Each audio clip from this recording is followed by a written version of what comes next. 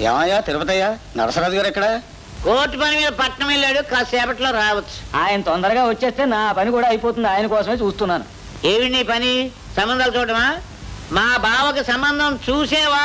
నీ పిలకలాగి చేతికిచ్చి నీ దగ్గర పెట్టేస్తాను మీ ఇంటికి వచ్చి. నేను బ్రతకుండగా మా బావ పెళ్లి జరగడానికి వీలు లేదు. అదేమిటయ్యా, మీ బావ పెళ్లి చేసుకుంటే నీకేమిటి? నాకేమిటో నాకు తెలుసు, భగవంతుడికి తెలుసు. నీకేం తెలుసు? నీకేం తెలుసా? మంగళగౌరి కుడికా లోపల పెట్టు. ఇదే మన ఇల్లు.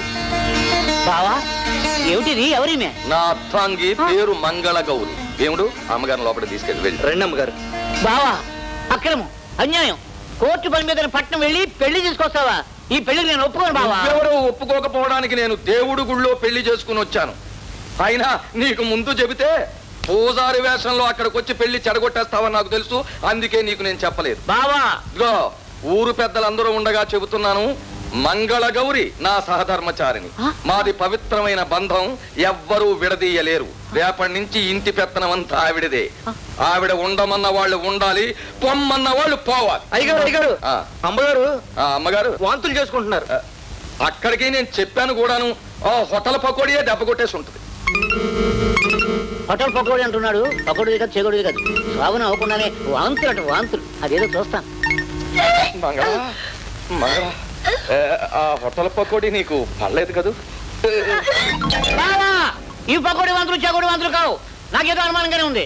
అమ్మా చెల్లెమ్మా, నీకు చింతకాయలు మామిడికాయలు ఈ తినాలని ఉంది కాదు?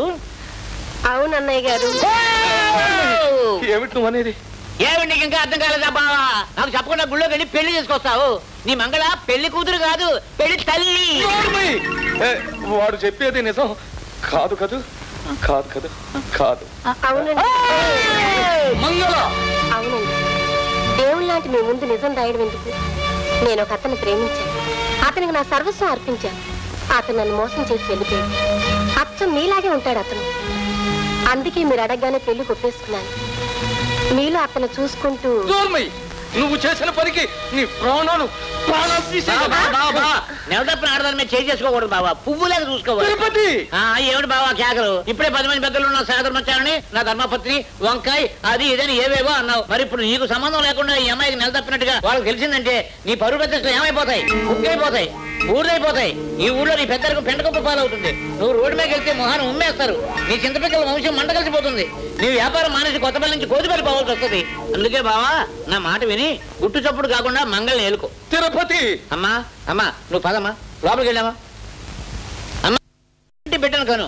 అబ్బాబ్బా బావా ఎంత అదృష్టవంతుడు అయ్యా. రెడీమేడ్ చొక్కాలాగులేక రెడీమేడ్ పిల్లడు చిత్తపిక్కల వంశోద్ధారకుడు పుట్టబోతున్నాడు అయ్యా.